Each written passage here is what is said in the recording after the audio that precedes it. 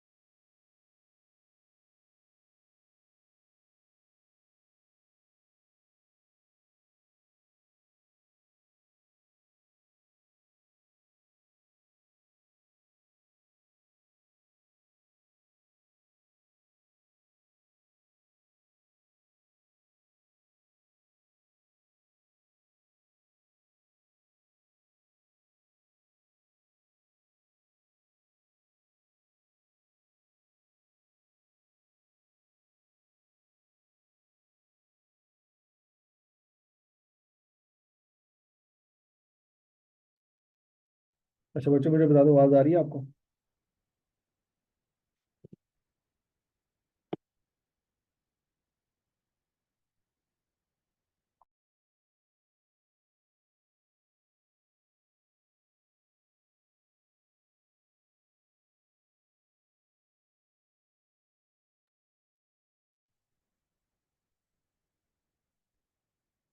अच्छा बच्चों, ये डिसीजन मेकिंग का टॉपिक हमने ऑलरेडी चल रहा है, रेलिवेंट कॉस्टिंग और डिसीजन मेकिंग। उसमें जो इंपॉर्टेंट क्वेश्चन है ना, जो इस अटेम्प्ट में आपने करने हैं, वो ये क्वेश्चन है।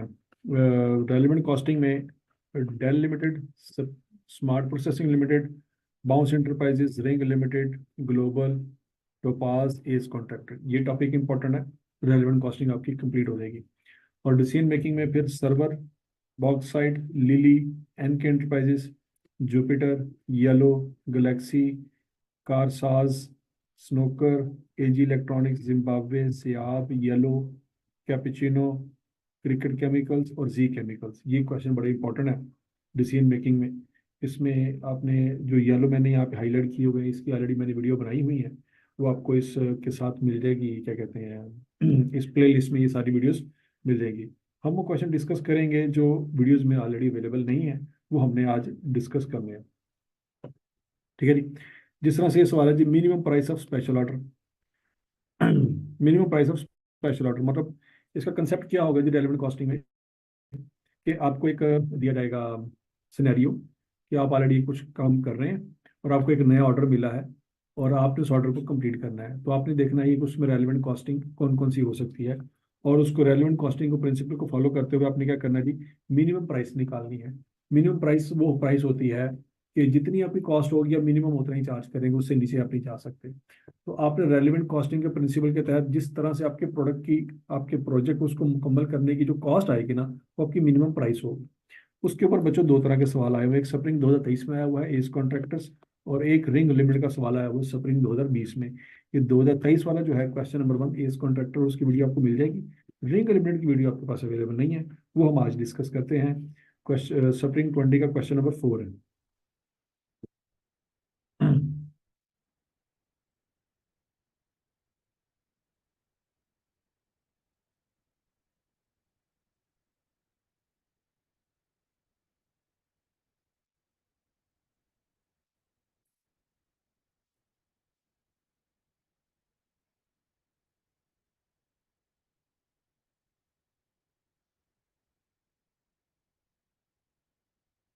Ring Limited is engaged in the manufacture and sale of customized products in January 2020.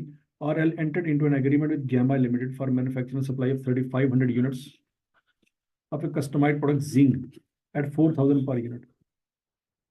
Ring Limited है जी, in is engage in the manufacture and sale of customized products, मतलब ऑलरेडी कुछ ना कुछ वो बना के बेच रहे हैं। ओके। अब जनवरी 2020 में उसको एक गैमा लिमिटेड की तरफ से एक ऑर्डर मिला है। कितने जी? 3,500 यूनिट बनाने हैं, और एक यूनिट कितने का होगा जी? 4,000 रुपये का। उस प्रोडक्ट का नाम क्या है जी? जिंक। ये एक स्पेशल ऑर्डर आया। ओके, अब रिक्वायरमेंट पढ़ते हैं जी, रिक्वायरमेंट क्या है।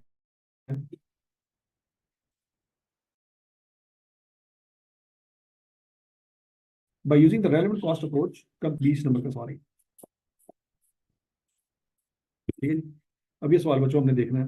RL place the order for raw material AA2 and the supplier agree to supply the material in second week of March 2020।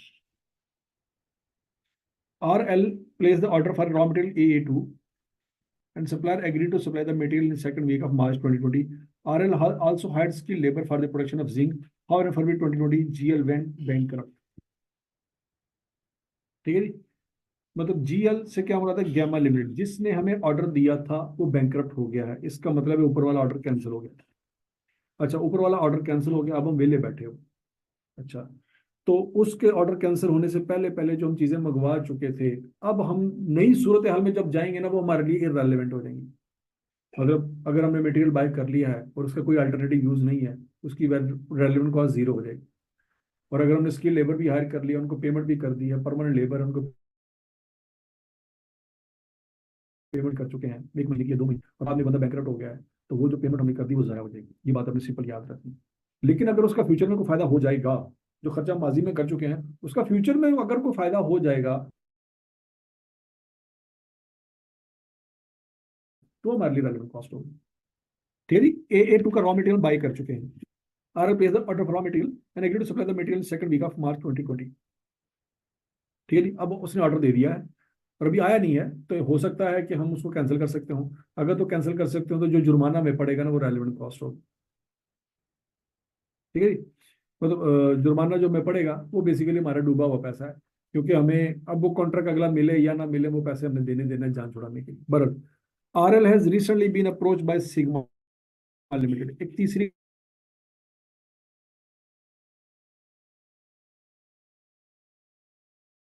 Company है, एक और कंपनी आई है, और उस यहाँ पे उसको जिंक देना था।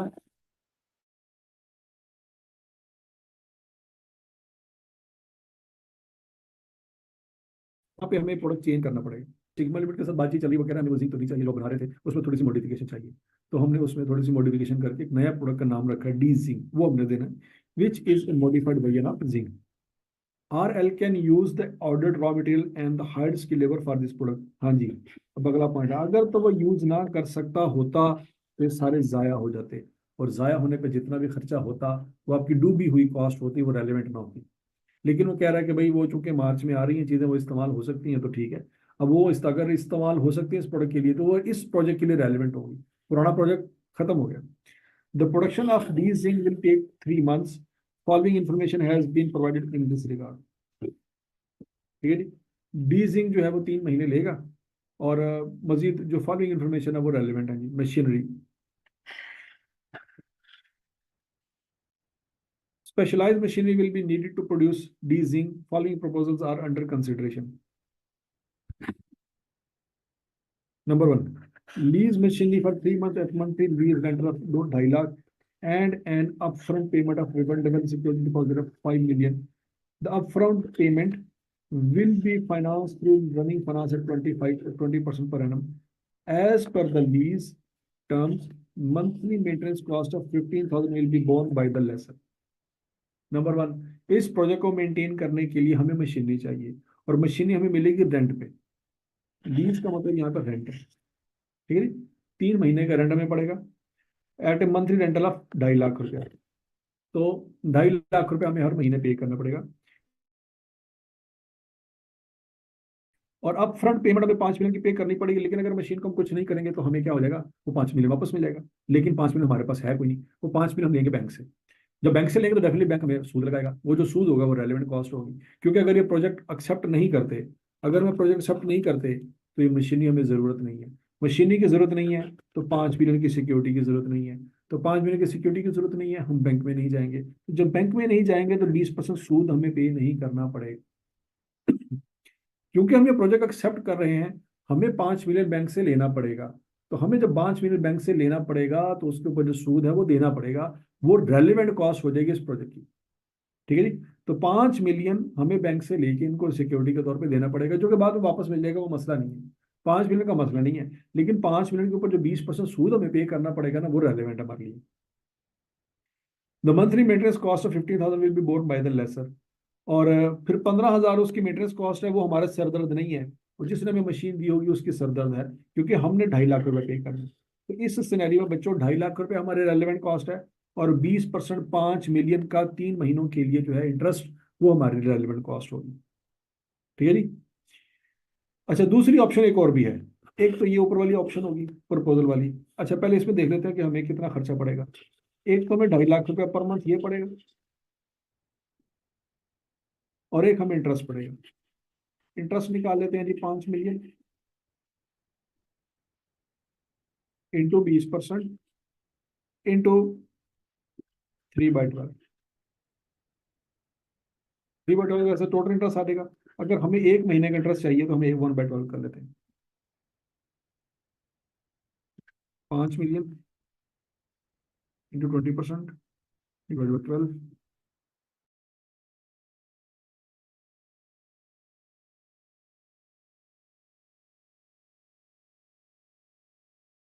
83,333। हाँ, 2.5 लाख, 3,33,333।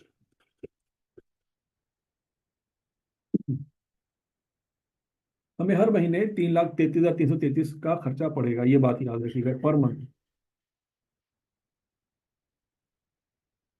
ओके। अब दूसरा सिनेरियो क्या है? दूसरा सिनेरियो ये है, lease machinery at a monthly lease rental of 1,60,000 for a minimum period of 6 month. 6 महीनों के लिए हमें मशीन लेनी पड़ेगी। 6 महीनों से कम टाइम के लिए हमें वो मशीन देगा नहीं, और हमें फिर रेंट भी कम पड़ेगा, क्योंकि हम 6 महीनों के लिए ले रहे हैं, 1,60,000। In this case monthly maintenance cost of 20,000 will be borne by RL। लेकिन इस सिनेरियो में हमें 20,000 रुपया मेंटेनेंस कॉस्ट भी बेयर करनी पड़ेगी, which will be incurred only in month in which machinery is operative. अब यहाँ पे देखते हैं बच्चों, अब यहाँ पे मसला ये है कि 1,60,000 रुपया हमें पे करना पड़ेगा 6 महीनों के लिए।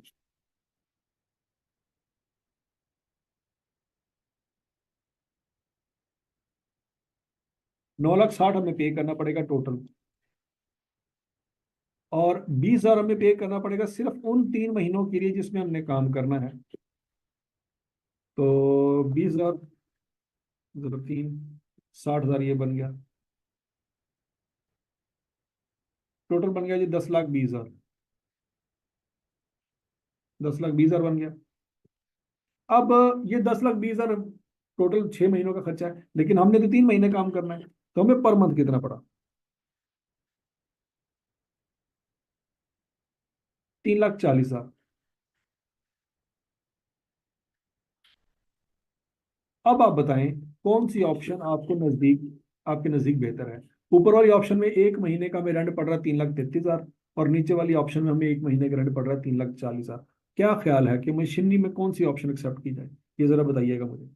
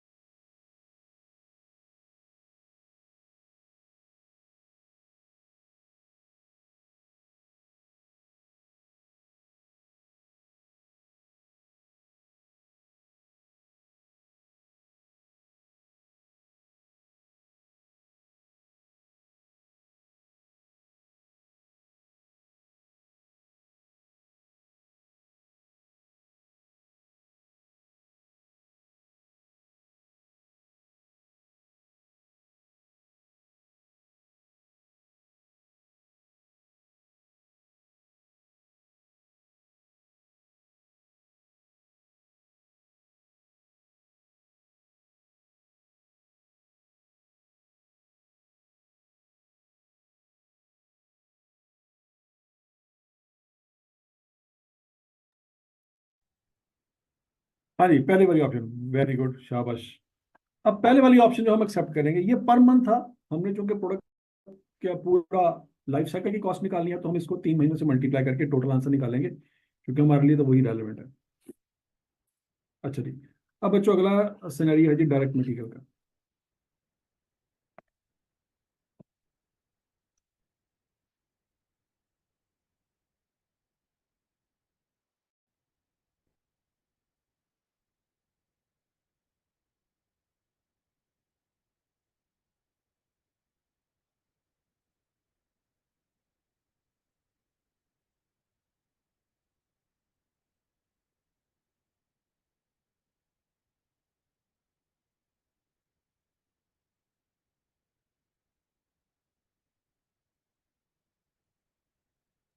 ठीक है जी।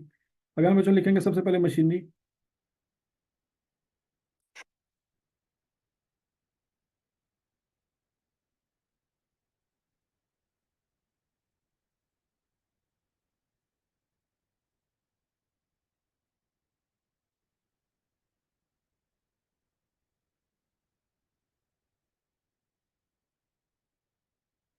ऑप्शन वन लिखेंगे बच्चों। ऑप्शन वन में क्या लिखेंगे जी?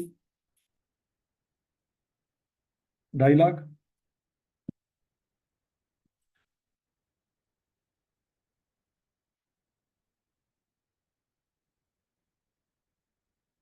Into 3 plus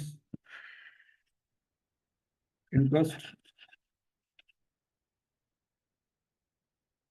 5 million into 20% into 3/12, total rupees यहाँ पे लिखेंगे।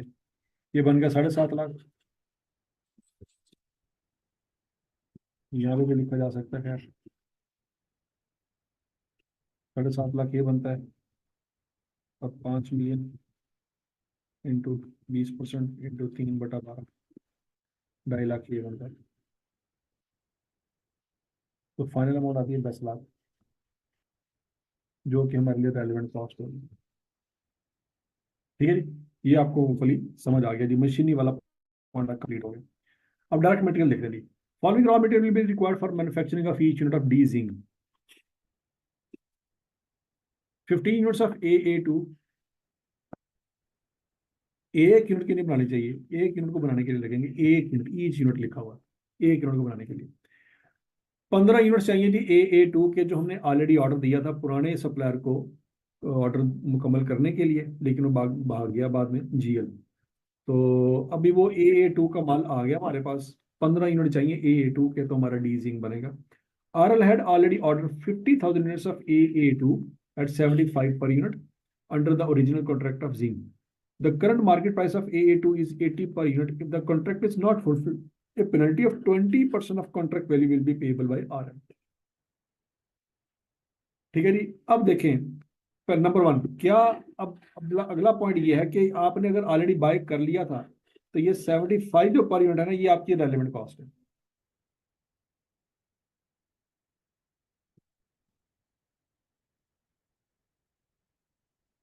एक मिनट बच्चों।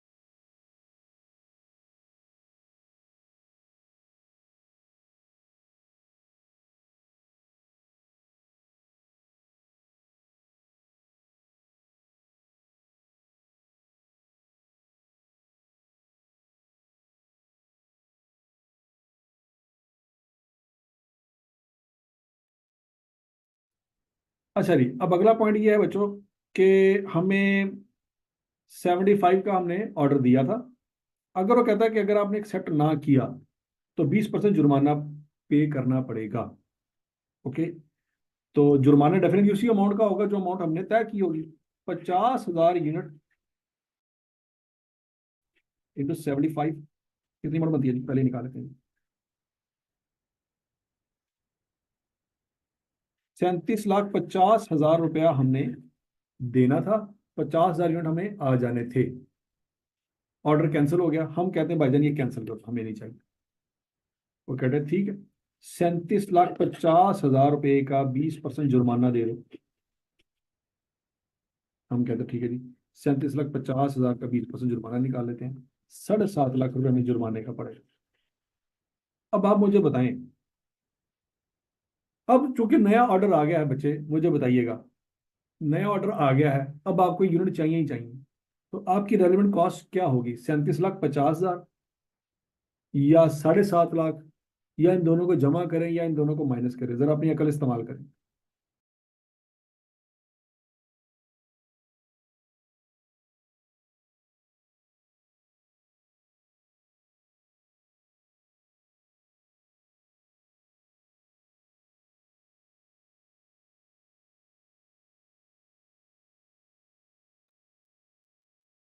बताएं जरा, शाबाश। क्या करना चाहिए हमें? क्या 37,50,000 हमारी रेलिवेंट कॉस्ट है, या 7.5 लाख हमारी रेलिवेंट कॉस्ट है, या इन दोनों को जमा कर लें तो हमारी रेलिवेंट कॉस्ट है, या इन दोनों को माइनस कर लें तो हमारी रेलिवेंट कॉस्ट? जरा अपनी ट्राई मारें, सोचे जरा।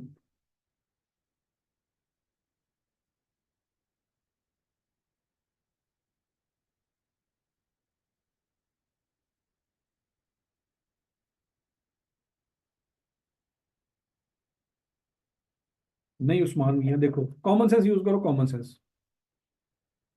आपका पुराना ऑर्डर कैंसिल हो गया, कॉमन सेंस यूज करनी है आपने, बड़ी इंपॉर्टेंट है। ग्यामा लिमिटेड से आपका कॉन्ट्रैक्ट कैंसिल हो गया, भाग गया ग्यामा लिमिटेड, और आपके पास कोई कॉन्ट्रैक्ट नहीं है दूर दूर तक, तो डेफिनेटली आप 37,50,000 तो नहीं ना लगाएंगे। आप 37,50,000 का तो कोई फायदा नहीं है ना, आपके पास दूर दूर तक ऐसा कोई कॉन्ट्रैक्ट ही नहीं जिसमें ये प्रोडक्ट इस्तेमाल हो। अच्छा, वो बंदा माल लेके आया, आपने कहा यार सॉरी यार, वो ना हमारा कॉन्ट्रैक्ट कैंसिल हो गया। वो कहता ठीक है कोई मसला नहीं, बोले 7.5 लाख रुपए दो, मैं चला जाता हूँ। आप 7.5 लाख रुपए देंगे, वो चला गया, स्टोरी खत्म हो गई। आपको 37,50 नहीं पड़ा, सिर्फ 7.5 लाख रुपए पड़ा। ठीक हो गया, ये बात ध्यान में रखनी। अब अगला पॉइंट, आपके पास एक और ऑर्डर आ गया जिसमें ये माल इस्तेमाल हो जाएगा। वो बंदा आया, उसने कहा भाईजान पैसे दो, तो आप कितने पैसे देंगे? सोचो सोचो सोचो सोचो। वो बंदा आया, उसने माल पकड़ाया आपको, आप उसको कितने पैसे देंगे? आप उसको 37,50 ही देंगे। आपने 37,50 दिए, लेकिन अगर आप सोचें कि इस प्रोडक्ट, इस नए ऑर्डर में जहां पे इस्तेमाल हो रहे हैं, क्या वाकई आपको ये यूनिट 37,50 के पड़े?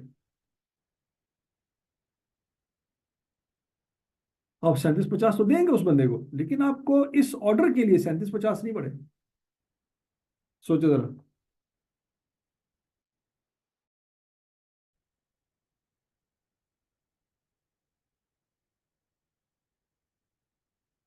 उस्मानिया रिप्लाई करें जरा, शाबाश। कितने पड़े?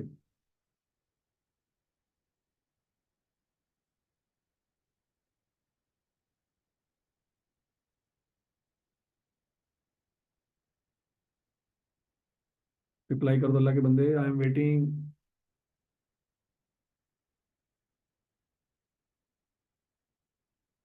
नहीं बचे 37,50 तो आपने उसको देने हैं।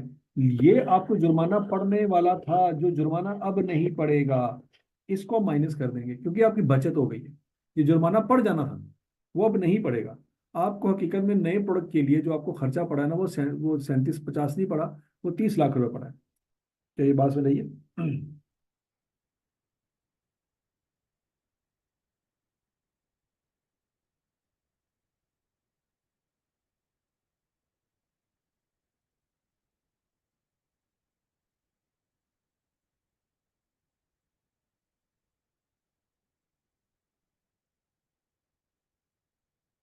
अच्छा जी, 50,000 units into 75, 37,50,000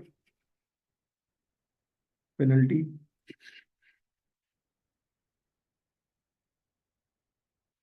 at the rate of 20%, जो कि बच गई।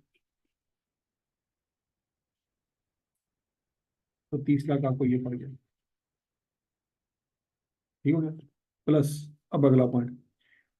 अब आपने देखें कितने में बना के देने हैं उसको? 3500। ओके, 3500 यूनिट बनाने पे हर यूनिट पे 15 यूनिट का खर्चा आना है। तो 3500 जरा 15 करें तो 52,500 यूनिट चाहिए थे आपको। ठीक हो गया, 52,500 में से तो 50,000 आ गए, लेकिन बाकी 2500 यूनिट आपको मजीद बाय करने ही पड़ेंगे।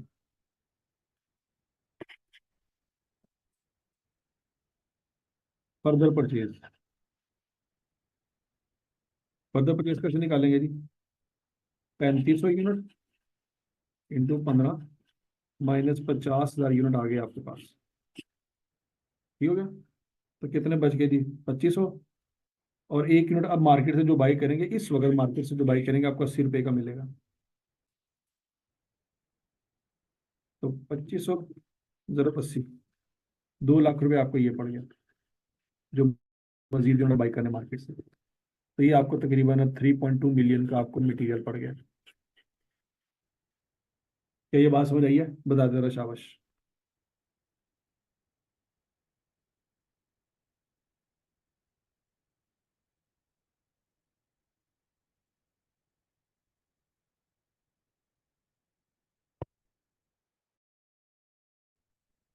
ठीक हो गया जी।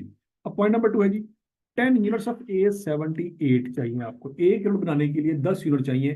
तो 3500 यूनिट का ऑर्डर आपने मुकम्मल करना है, मल्टीपल में 10 करेंगे तो 35,000 यूनिट चाहिए आपको A78 के। ये बात आपको समझ आ गई है? ये बता दो जरा शाबाश।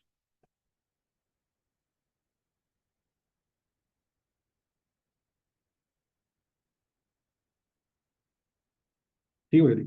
A78 is available market at ₹110 per unit और cost of 80 per unit. Market से आपको 110 रुपये का मिल जाएगा, लेकिन अगर आप खुद बनाएंगे तो 80 रुपये का पड़ जाएगा।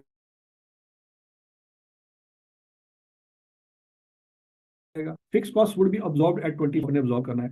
Internally produce A78 would be subject to 20% normal loss. हाँ, आपको जब आप खुद यूनिट बनाएंगे तो उस सूरत में आपको 20% नॉर्मल लॉस का भी सामना करना पड़ेगा। तो अब हम देखते हैं A78 की बात।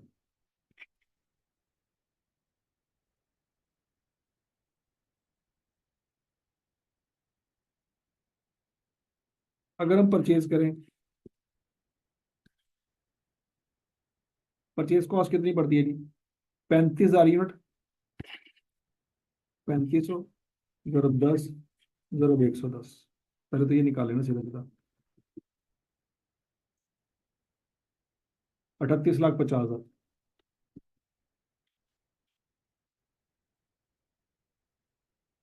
ये अगर हम बाई करेंगे कितने का पड़ेगा? प्रोडक्शन,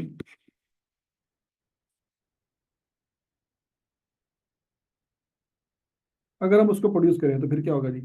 3500 जरूर 80,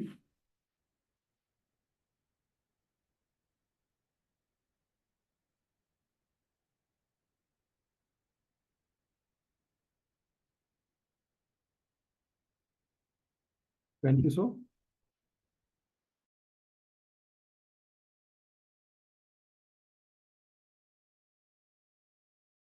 2,80,000, 2,80,000, 2,80,000 का खर्चा आएगा। लेकिन वो कहता है 20% का लॉस भी तो है। अगर 20% का लॉस है तो फिर इसको क्या करेंगे, 80 पे डिवाइड करेंगे, 100 से मल्टीप्लाई करेंगे ताकि लॉस उसमें इनकारपोरेट हो जाए। इसको डिवाइड करो 80 पे, मल्टीप्लाई करो 100 पे, तो 3.5 लाख।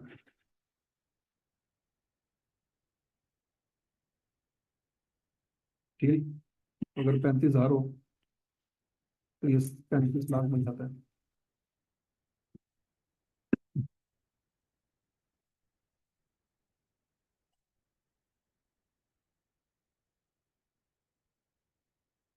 3.5 लाख इंटू 10, 1 यूनिट में 10 इस्तेमाल होने हैं, तो ये बनता है 35 लाख। अब आप मुझे बताएं, 38,50,000 रुपये का खर्चा करें या 35 लाख रुपए का खर्चा करें, कौन सी ऑप्शन लेनी चाहिए? हायर ले ऑप्शन लें कि लोअर ऑप्शन लें?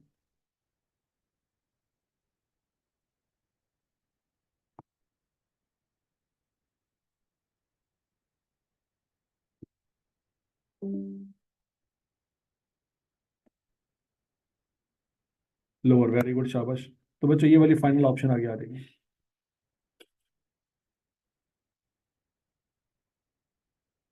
ठीक हो गया जी। अब उसके बाद ऑप्शन नंबर 3 आ गया जी। 5 यूनिट्स ऑफ C11 चाहिए 3500 यूनिट बनाने के लिए। तो 3500 यूनिट जरूर 5, 3500 जरूर 5 करेंगे तो 17,500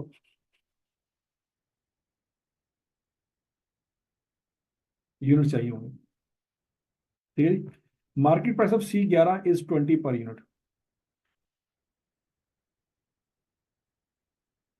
Market price of C11 is 20 per unit.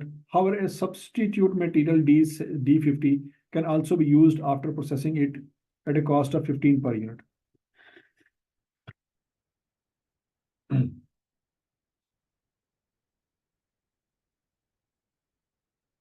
ठीक है जी।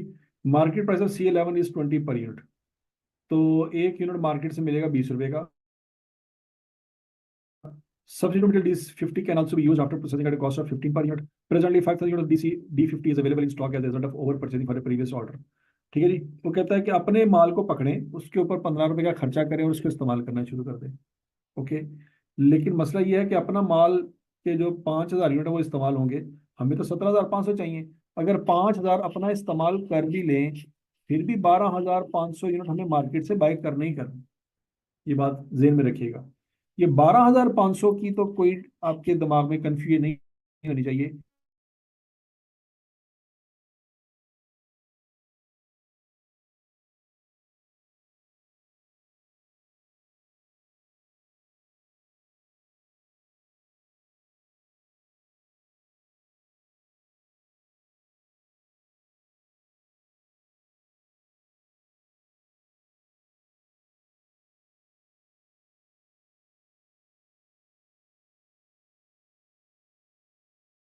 ये 12,500 यूनिट आपको मार्केट से तो कोई हिसाब किताब नहीं है, हमारे सवाल से लेना देना नहीं है। माजी की कॉस्ट है, डूबी हुई कॉस्ट है।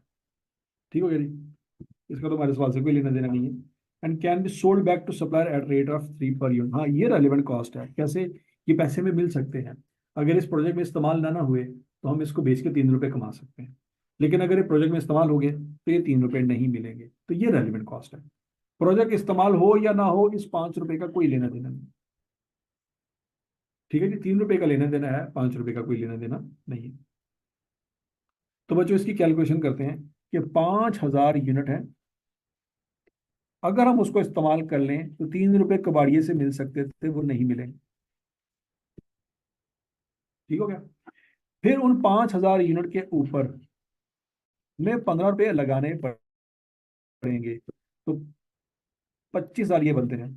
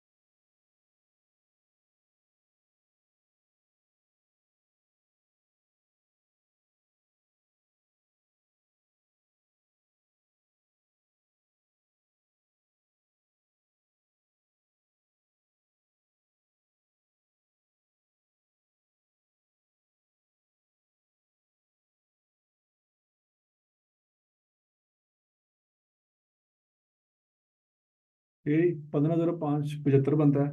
तो बच्चों 75,000 जमा 15,000, 90,000 एक तरफ है और 1 लाख एक तरफ है। तो बताएं हमें क्या करना चाहिए?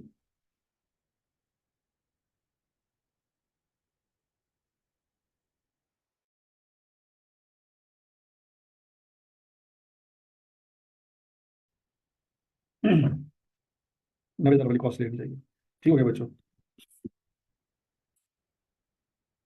कौन सा मटेरियल जी? Material C11।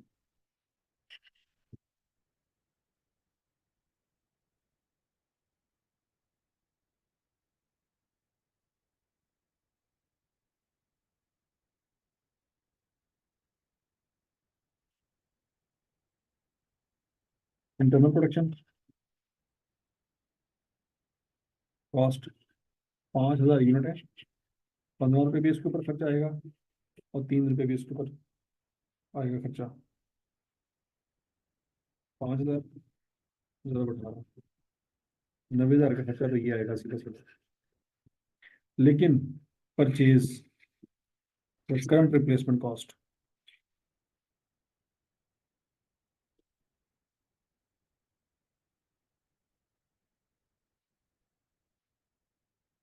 वो कितना आएगा जी? देखें, 17,500 यूनिट हमें चाहिए थे, उनमें से 5,000 तो हमने अपने वाले इस्तेमाल कर लिए, बाकी 12,500 तो हमें मार्केट से लेने ही पड़ने हैं ना। तो कितने के मिलेंगे जी? 20 के। तो 12,500 जरा 20, 2.5 लाख रुपए का खर्चा ये आया। तो 2.5 लाख जब मैं 90,000, 3,40,000 का खर्चा ये आया।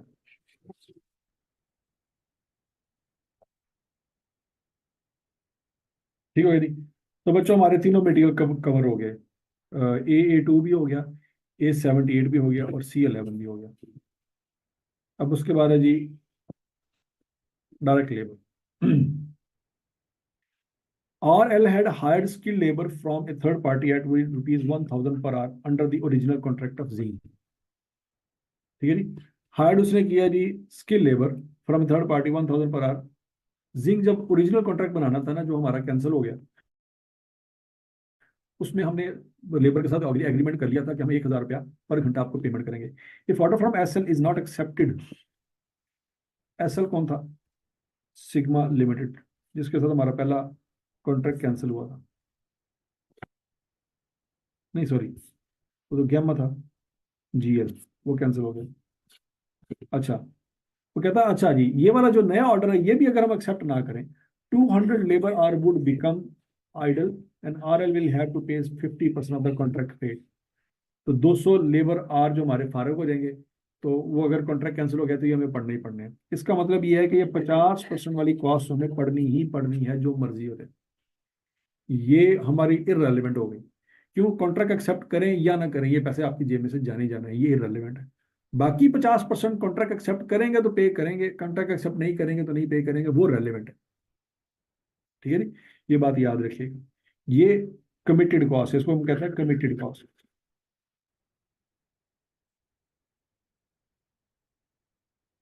ये पे करने ही करने हैं, क्योंकि हम ऑलरेडी कमिट कर चुके हैं, एग्री कर चुके हैं। If Hassel's offer is accepted, then D-Zinc would be produced in batches of 350 units, and the first batch would require 400 skilled labor hours. Learning curve effect is estimated 80%, but would remain effective for first 4 batches only. The index of learning is minus 0.322। यहाँ से एक और बात भी समझ आ गई थी। अब हमें लर्निंग कर्व का इम्पैक्ट भी लेना होगा।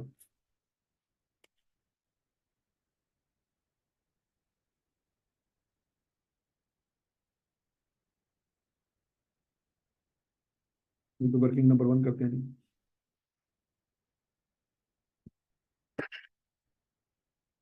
Cost of labour. ओके, देखते हैं। अब learning curve y is equal to a into x की पावर b। पहले बैच पे कितना टाइम लगेगा जी? 400 घंटे।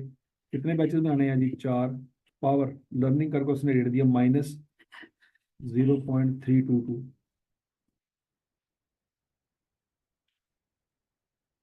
ये एक एवरेज टाइम निकलेगा, तो 4 से मल्टीप्लाई कर देंगे तो टोटल टाइम निकलेगा।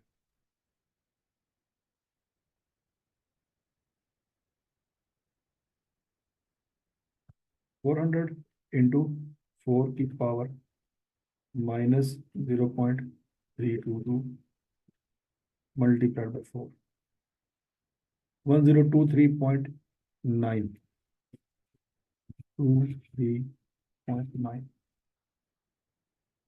23.9 आवर्स पर टोटल।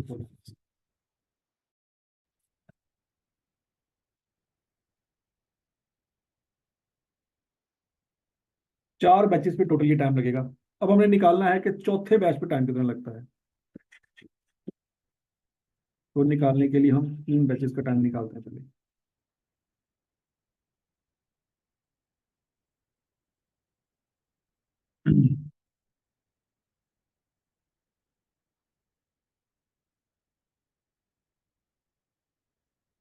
842.46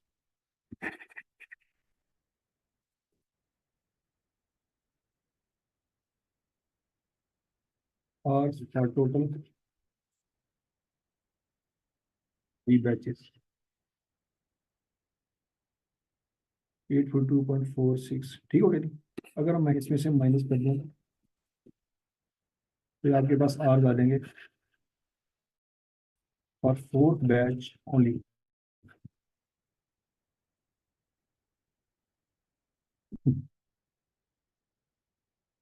तो 1023.9 माइनस 842.46 181.44 ये चौथे बैच का टाइम है। अच्छा जी, अब टोटल टाइम एक बैच में कितने यूनिट बनेंगे जी? 350। तो टोटल बैचेस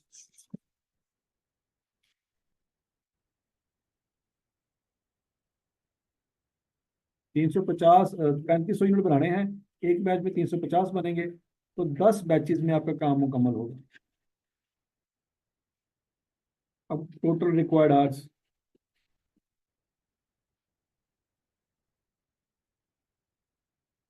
और 10 बैचेस। फर्स्ट 4 बैचेस में तो वही टाइम लगेगा जो ऊपर हमने निकाला, 1023.9 आवर्स। तो लास्ट 6 बैचेस में टाइम कितना लगेगा? 181.44 ये टाइम फिक्स हो गया हमारे अगले बैचेस के लिए। इनटू इसको 6 से मल्टीप्लाई कर देते हैं। 181.44 इंटू 6, 1088.64।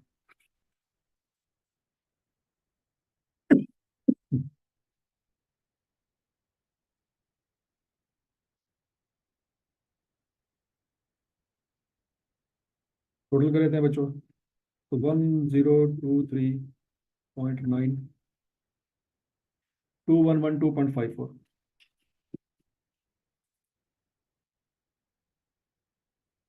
2112.54 हमारे आवर्स लगेंगे। उसके लिए 2112.54 आवर लगेंगे। अच्छा, अब जरा देखते हैं। तो कहता है 2112.54 आवर में से 200 घंटे जो है वुड बिकम आइडल। तो 2112.54 से दो टोटे करेंगे। 2112.54 के दो टोटे होंगे बच्चों। कौन कौन से? 200 घंटे लगा,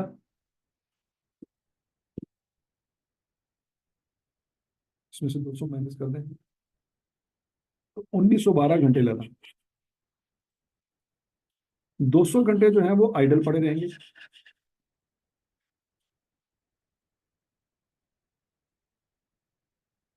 जो आइडल पड़े रहेंगे उसका रेट लगेगा 50% इंटू 1000 इंटू 50%। लेकिन जो फुली यूज है वो पूरे के पूरे 100% के हिसाब से लगेंगे। तो 100% लिखे या ना लिखे को फर्क नहीं पड़ता। ठीक है जी, ये बात आपने इसी तरह से याद रखनी है। यहाँ पे हम आंसर निकाल लेते हैं जी। 200 ज़रब 1000 ज़रब 50%, 1 लाख रुपये ये बन गया। और 1912.54 ज़रब 1000, 19,12,000,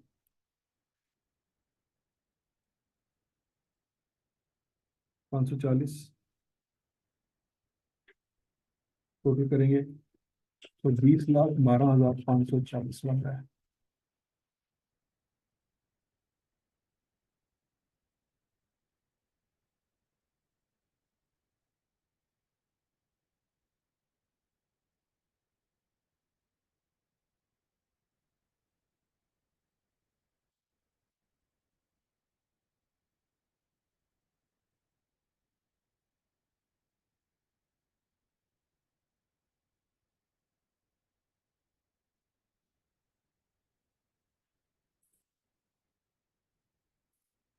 ठीक हो गया नहीं? 20,12,000 का ये टोटल हो गया जी। ये वाला पॉइंट भी हो गया बच्चों हमारा, और ये वाला पॉइंट भी हो गया। अब point number 3, 1.5 hours of semi skilled labour is required for every unit of DG. 1.5 घंटा चाहिए सेमी स्किल्ड का।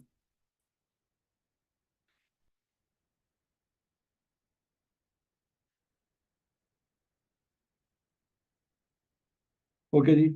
Since there is a shortage of semi-skilled labor in the market, only 4,000 labor hours are available at 600 per hour. However, labor is willing to do overtime at 50% higher rate up to the maximum of 1500 hours. Alternative unskilled labor can be hired at 200 per hour. However, unskilled labor would require 300% of time taken by semi-skilled labor. This can be reduced to 250% if the training is given to them at a cost of 3 lakh रुपए।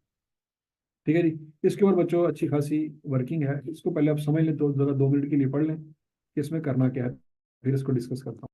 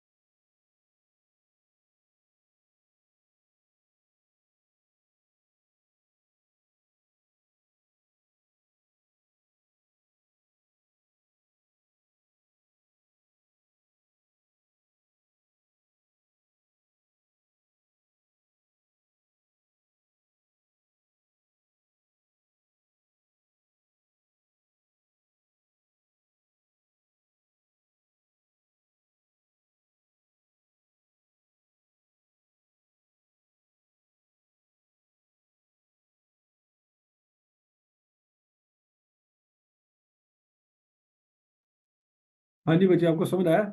इसमें कितने scenario बनेंगे जरा मुझे बताइएगा। इसमें कितने possible scenario बन रहे हैं मुझे बताइएगा, शाबाश।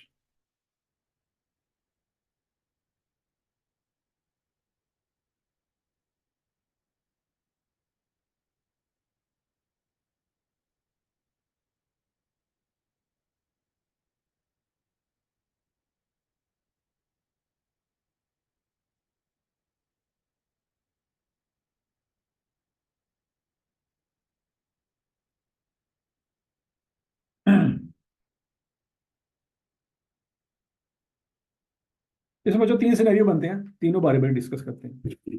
सबसे पहला सिनेरियो ये है कि भाई अगर सेमी स्किल वाले लेबर मार्केट से उठा लिए जाएं तो उससे काम करवाया जाए, क्या होगा? 4,000 घंटे अवेलेबल हैं उनके 600 के हिसाब से। तो 4,000 घंटे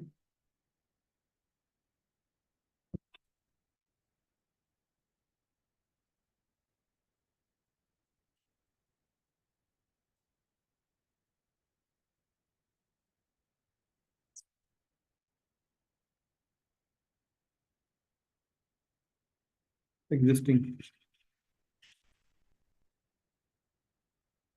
4,000 घंटे इंटू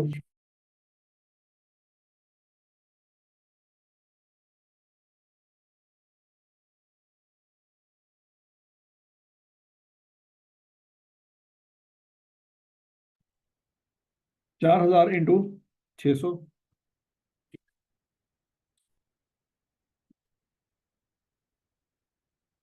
कितने पैसे बनते हैं जी? 24 लाख। 24 लाख ये बन गए। अच्छा, बाकी कितने घंटे चाहिए? सिंपल सी बात है, 3500 यूनिट बनाने हैं, 1 यूनिट 1.5 घंटा लगेगा, उसमें से 4,000 माइनस कर दो, करके देखते हैं जी। 3500 जरूर 1.5 घंटा, टोटल घंटे लगने 5,250, उसमें से 4,000 निकाल दो, 1,250। कहता 1,250 लोगों को आपने 600 रुपया भी देना है, और उन लोगों को क्या करना है? 50% हायर रेट भी देना है। मतलब सादल फाज में 1.5 से मल्टीप्लाई करते हैं, सादल फाज में 900 रुपये देना है। तो 1,250 ज़रब 900 कर देते हैं, 11,25,000।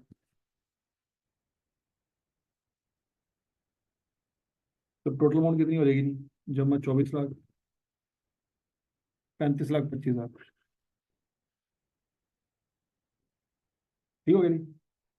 अच्छा जी, और अगर अनस्किल्ड हायर किए जाएं विदाउट ट्रेनिंग,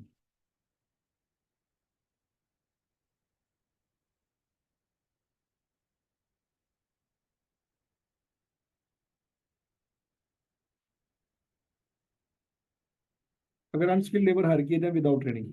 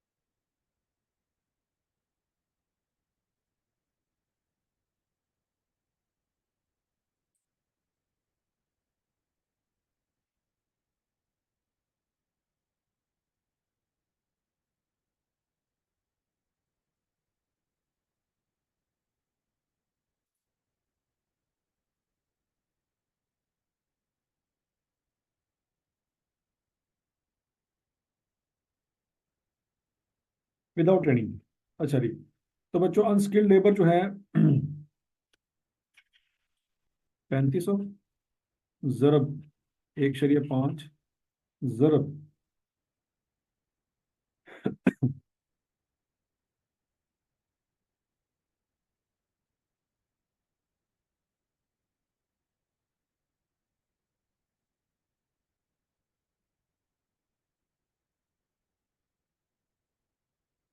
200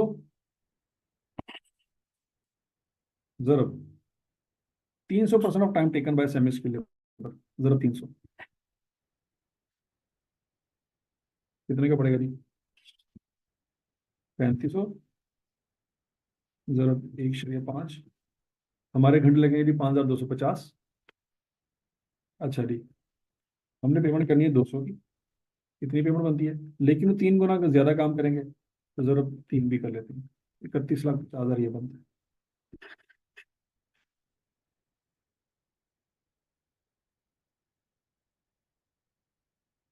अच्छा जी, अब अगला सिनेरियो है जी, अनस्किल्ड लेबर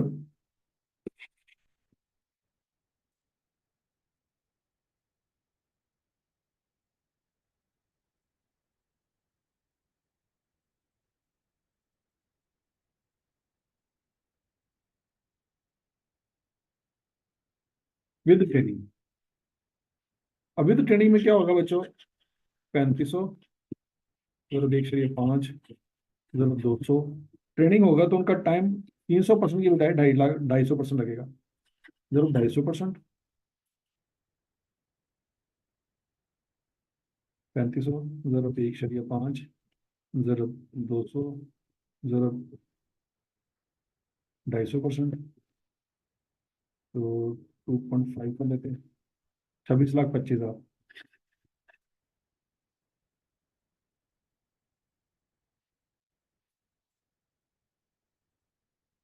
26,25,000 ठीक हो गया, plus training cost.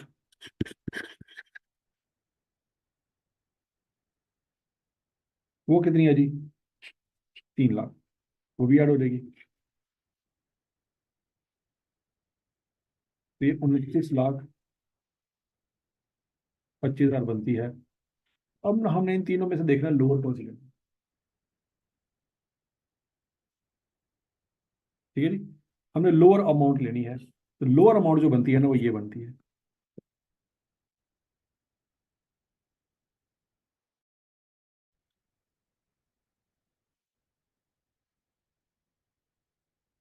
To nine two five triple zero ठीक है जी, तो ये बच्चों अनस्किल लेबर वाला पॉइंट भी हमारा रिजॉल्व हो गया।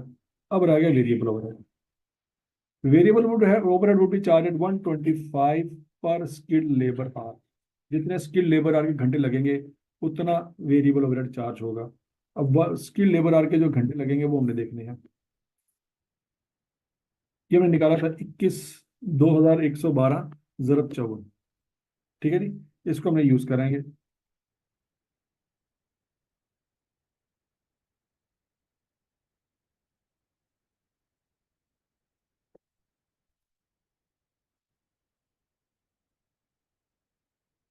वेरिएबल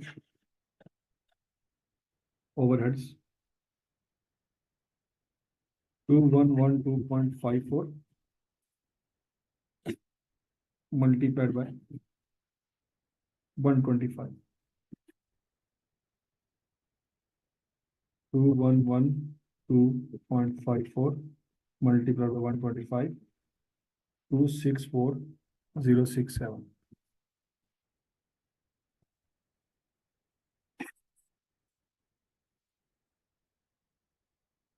264067 ठीक हो गया जी।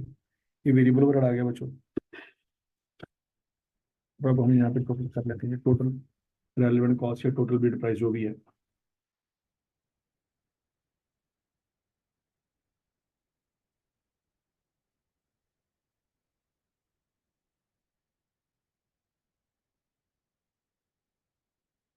मिनिमम बिड प्राइस हमेशा याद रखिएगा, जब ये निकालनी होती है ना तो बेसिकली टोटल रेलिवेंट कॉस्ट को ही कहते हैं।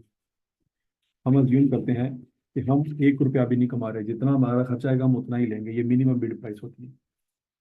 तो हम टोटल करते हैं जी। सबसे पहले 10 लाख आएगा ये वाला, जमा। फिर 32 लाख आएगा, जमा। 35 लाख आएगा,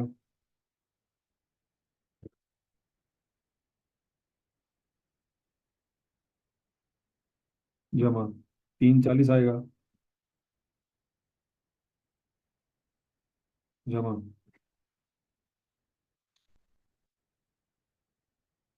20,12,540 आएगा, जमा।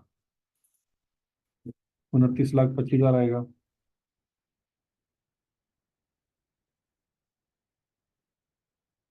जमा। 264067 आएगा। तो 13.241 मिलियन आएगा जी।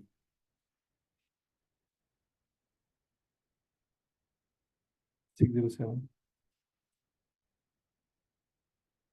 ठीक हो गया जी।